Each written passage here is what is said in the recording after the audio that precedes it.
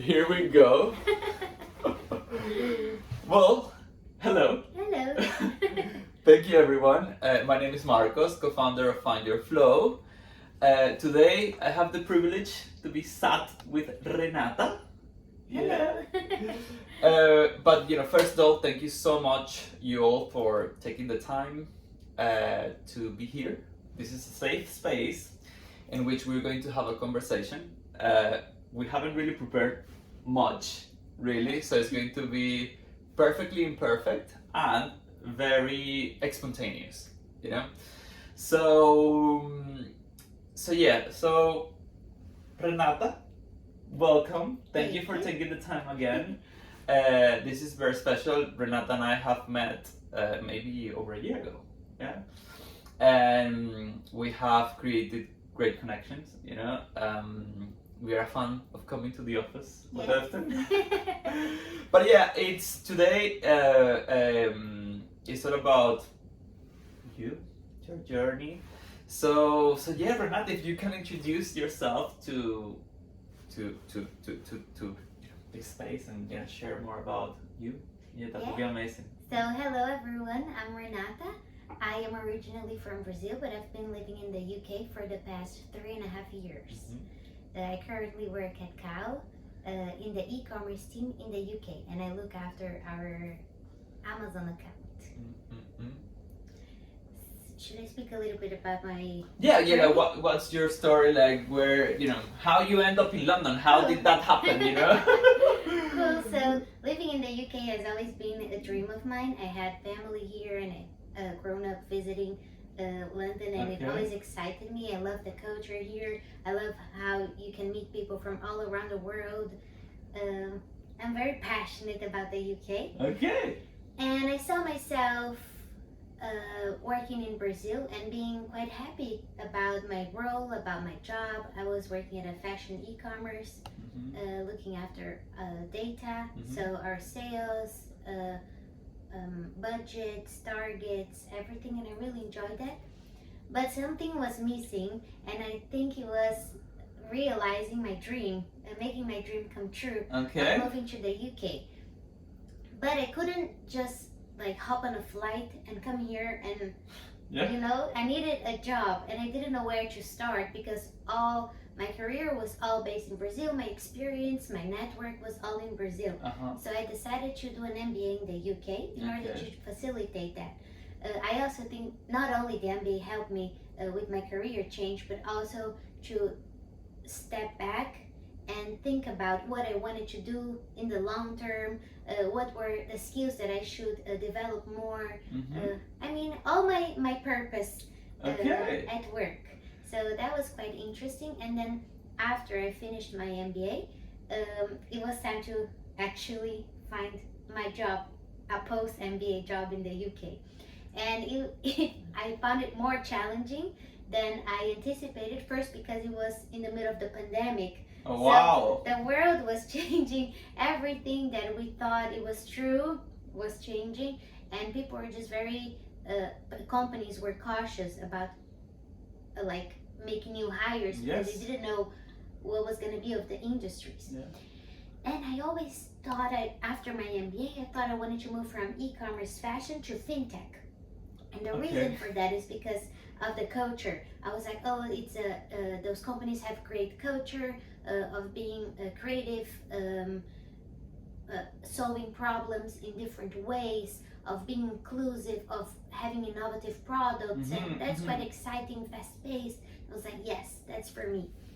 But it was difficult to make the career change in the middle of the pandemic, and I wanted to change roles, industry, country, everything at the same time. And I was like, okay, let's pace that change a little bit, and let's focus just on changing countries first. And then I also started to reflect why I didn't want to work in e-commerce and fashion or beauty. That's always been my dream. And I realized that it was because I had the premise. I was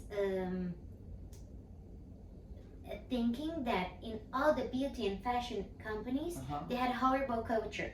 Okay. that it was very competitive, that people wouldn't respect you, that people it was okay to be disrespectful to your colleagues in those industries, and that it was very unstructured, and this is why I didn't want to go there.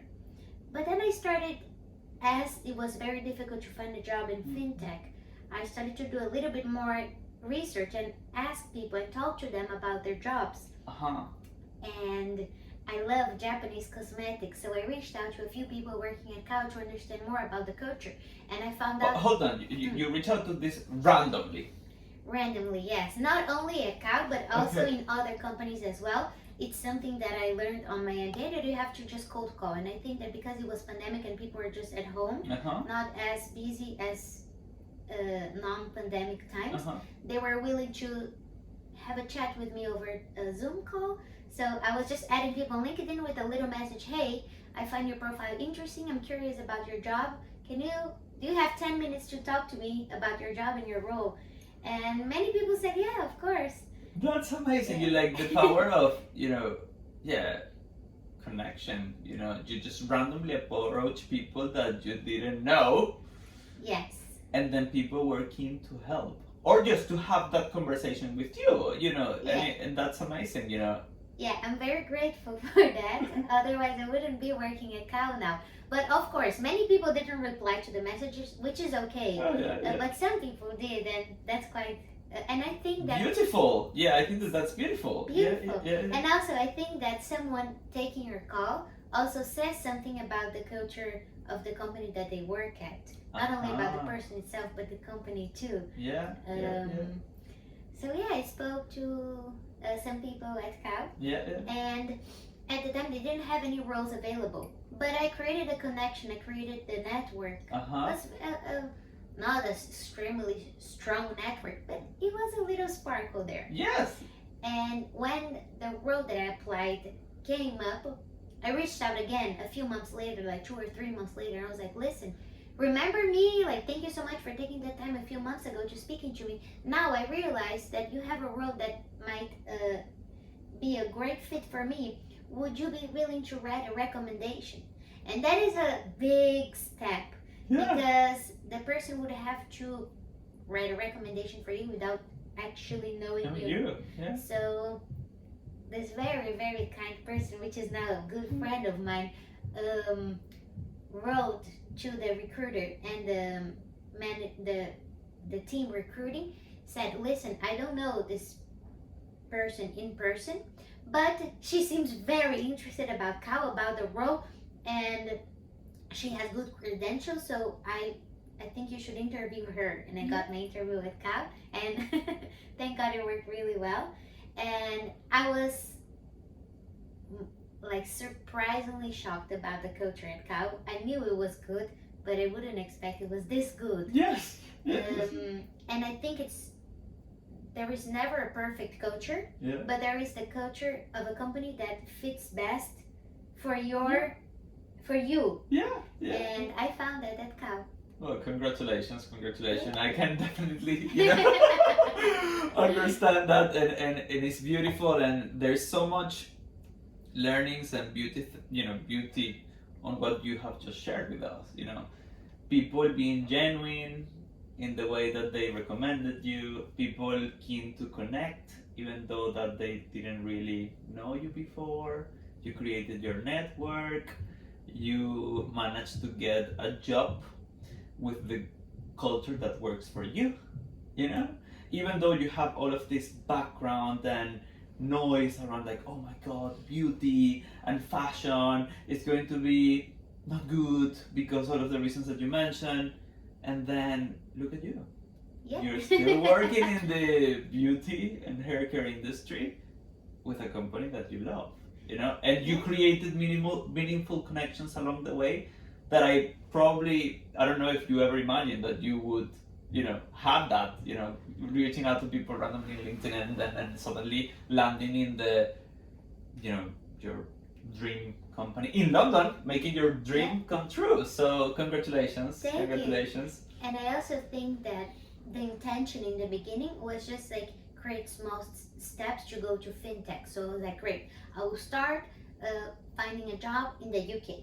Then I'm gonna change. Then I'm gonna until I got to fintech. And after I started here, my path or how I envision my career completely changed. Okay. And I don't see myself working in fintech right now. I mean, anything can change, but I don't think this is the goal right now. Okay, well, things you like change, and then you find what works for you, and then suddenly you're like, okay, I'm good. Yeah, where I am. So, well, congratulations, and thanks for sharing all of your. There's a lot of learnings that we have taken you like out of this brief moment. So, yeah, thank you for that. So let's talk about your journey at work.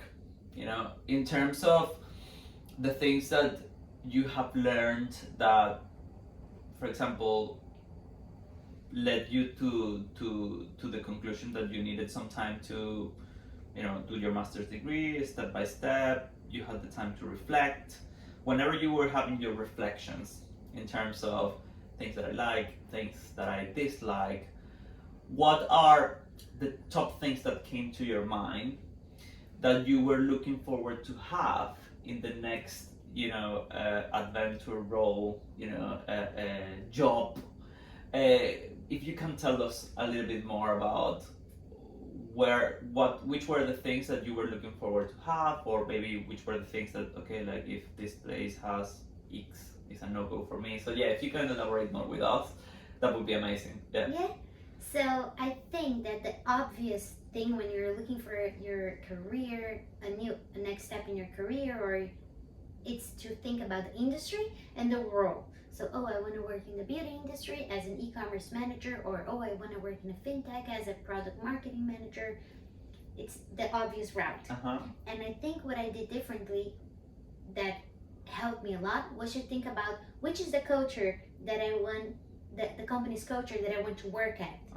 So, is it a culture that is really fast-paced and innovative, or is it a culture that value people, or like what is it that is going to make that company unique? And then I realized that I could be working for the company doing the most random thing, like I don't know, anything.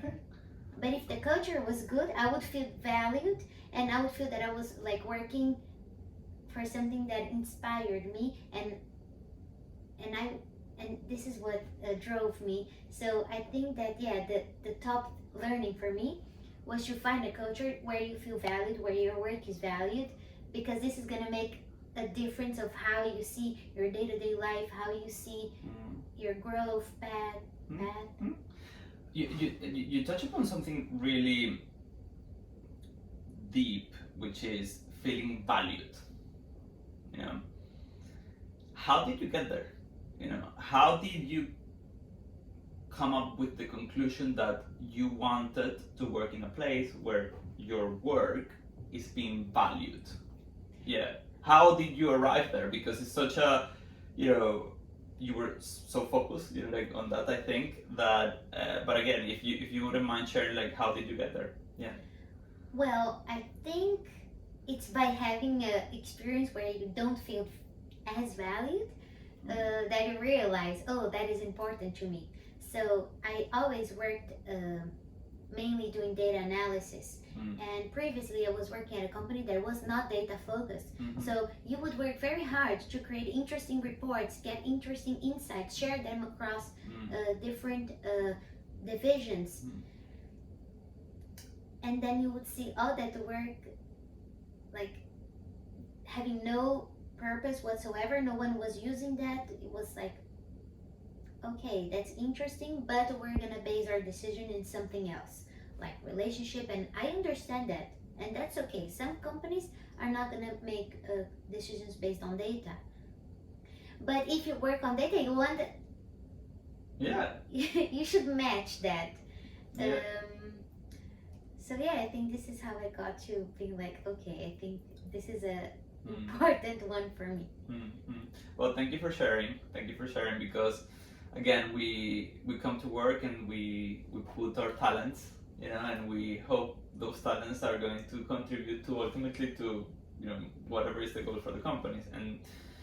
And that moment where you had that situation in which you were putting your work based on what you wanted, getting some insights, which is the most important thing to make decisions.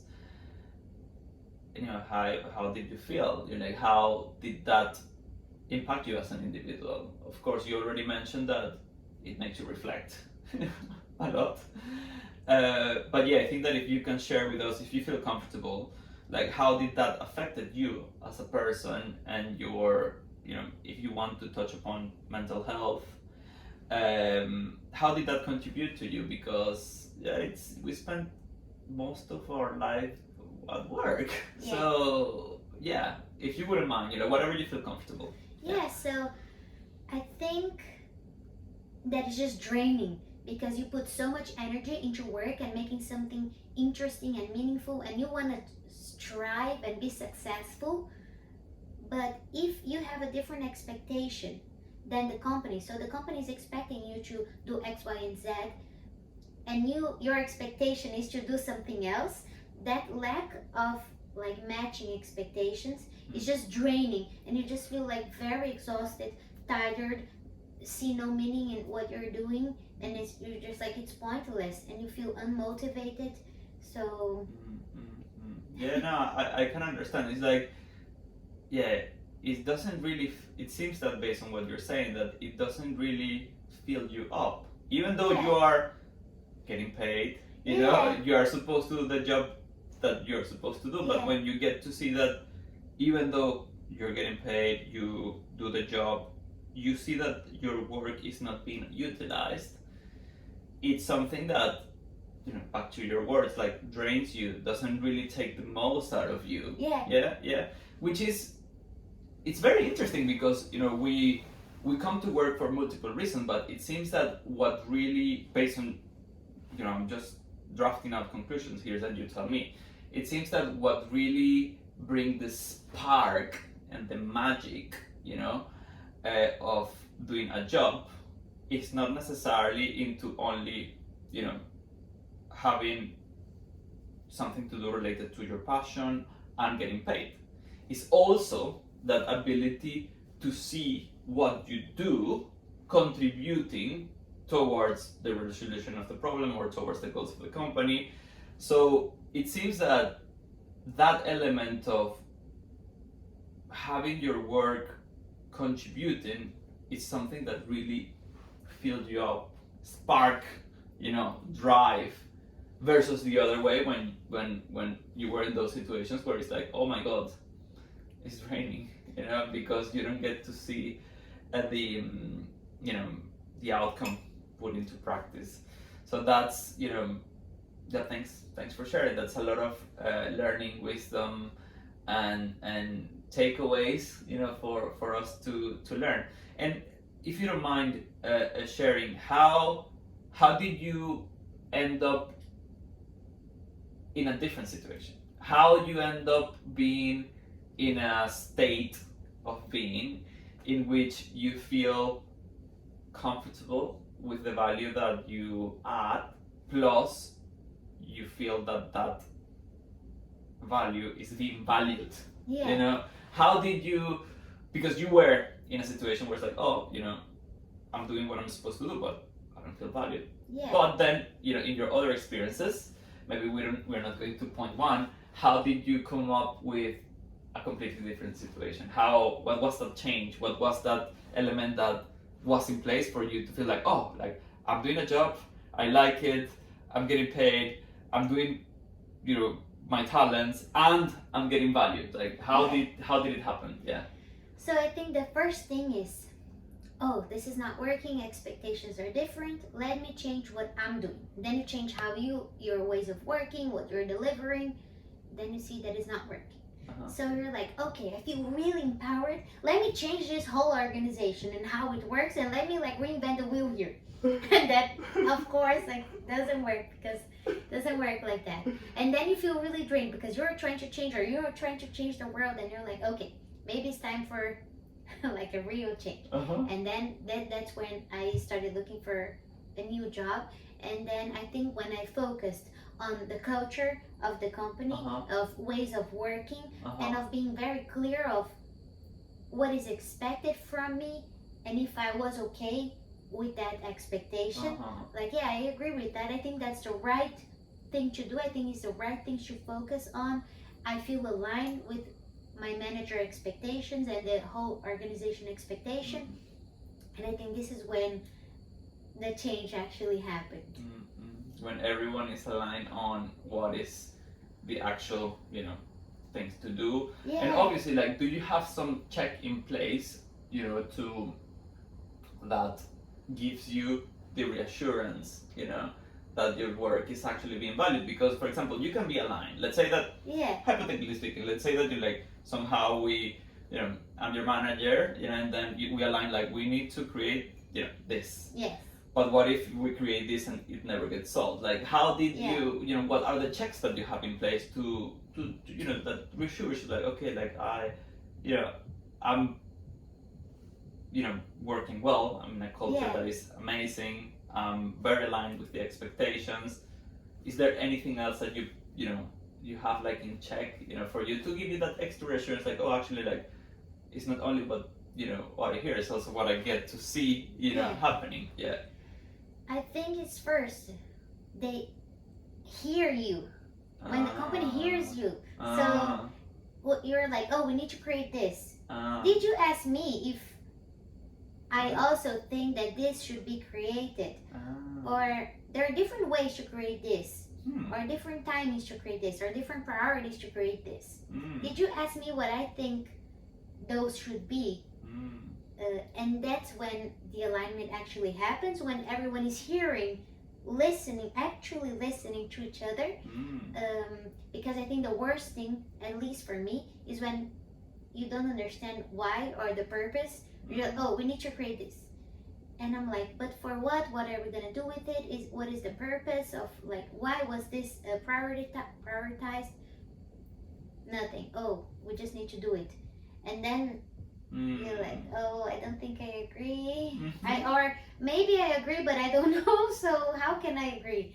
So I think when companies share with the employees the why are we doing this? Why this is important? What are we trying to achieve? It's really helpful and very motivating to be like, okay, let's do it together. Yeah. Wow, like you mentioned so many things that are so important, such as like being like listened, but for real. Yeah. Really listening. Really? It's not that you're only going to contribute with your talents to create something. It's also that ability to, based on my understanding, to co-create it.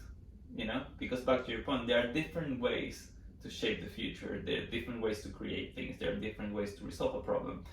But I think that probably what I have interpreted from you is like that ability to be listened for real, and also have the opportunity to co-create something.